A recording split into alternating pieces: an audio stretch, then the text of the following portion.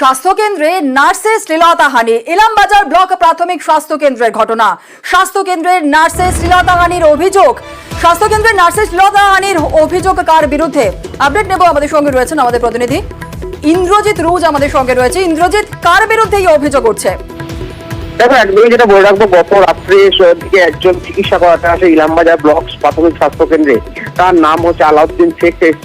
তার বিরুদ্ধেই যেটা অভিযোগ যে তিনি কিন্তু একজন স্বাস্থ্যকর্মী, যিনি যার চিকিৎসা করছিলেন তার শ্লীলতাহানি করেছেন এবং তারপরে ইলামবাজার থানায় কিন্তু অভিযোগ দায়ের করে ওই স্বাস্থ্যকর্মী অর্থাৎ নার্স অভিযোগ দায়ের করে।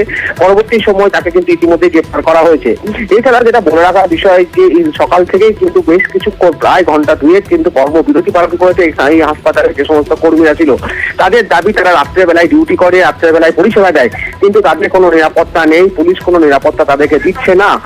এমনকি এখানে যেহেতু পুলিশ থাকার কথা, রাত্রেবেলায় কোনো পুলিশও থাকে না, এমনটাই কিন্তু তারা জানিয়ে তারা কর্মবিরতি পালন করে বেশ কিছুক্ষণ। যদিও পরবর্তী সময় পুলিশের আশ্বাসে এবং সময় নিজে এসে পুরো বিষয়টি পর্যবেক্ষণ করেন এবং বারবার বৈঠক করেছেন এবং বৈঠকে সিদ্ধান্ত হয়েছে যে সম্পূর্ণ নিরাপত্তা দেবে ইলামবাজার পুলিশ বা দুর্গম পুলিশ। তারপরে কিন্তু তারা কর্মবিরতি তুলে নেয়। এখনো পর্যন্ত চিকিৎসা চলছে। যদিও যেটা বলে রাখা স্বাস্থ্যকর্মীরা জানাচ্ছে, যদি পরবর্তী সময় এই ধরনের ঘটনা ঘটে তাহলে সেক্ষেত্রে তারা চিকিৎসা থেকে ব্যাহত হবে বা তারা চিকিৎসা করবে না, এমনটাই কিন্তু জানাচ্ছে। এবং যে ধরা পড়েছে তার কিন্তু শাস্তি চাই, এমনটাই কিন্তু স্বাস্থ্যকর্মী থেকে শুরু করে যার সঙ্গে এই ঘটনা ঘটেছে তিনিও জানাচ্ছেন। ধন্যবাদ। আমাদের স্টাফেদের যেভাবে শ্লীলতাহানি হচ্ছে সেই নিয়ে আমাদের প্রতিবাদ। অনেকটাই আতঙ্কের মধ্যে আছি। সিভিক পুলিশ ডে টাইমে ছিল, কিন্তু নাইট টাইমে কোনো সিভিক পুলিশ থাকে না। নাইট ডিউটি করতে অবশ্যই ভয় পাচ্ছি। আরজিগড়ের মতো এত বড় ঘটনা ঘটে যাওয়া সত্ত্বেও আমাদের এখানে কোনো প্রোটেকশন নেই।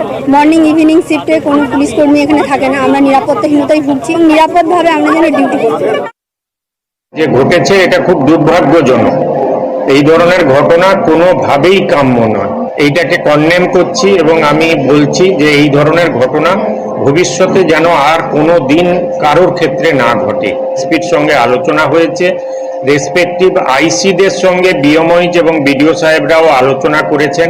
রাত্রের যে সুরক্ষা সেটা আরো ভালো হবে আমি আশা করছি। এই ব্যাপারে আমি পুরোপুরি আশাবাদী। অনভিপ্রেত ঘটনা ঘটেছে, তার পরিপ্রেক্ষিতে আলোচনা হলো। কিছু কিছু সমস্যা নিশ্চয়ই আছে, সেগুলো মেটানো হবে। ইমিডিয়েটলি করা সম্ভব সেগুলো তো আমরা করবোই। ওনাদেরও কিছু অভাব অভিযোগ ছিল, সেগুলি শোনা হলো। আমরা খুব শিগগিরই এগুলোর ব্যবস্থা নেব। কিন্তু মানুষের প্রবৃত্তিকে তো আটকাবো কিভাবে, সেটা একটা ইস্যু। সেটা জনগণের মনে শুভবুদ্ধির উদয় হোক, এটাই বলবো। সিকিউরিটি অডিট করব, তারপরে তার ভিত্তিতে যেগুলো যেগুলো ব্যবস্থা নেওয়ার, অতিরিক্ত ব্যবস্থা নেওয়ার কথা আমাদের মনে হবে সেই মতো আমরা ব্যবস্থা নেব।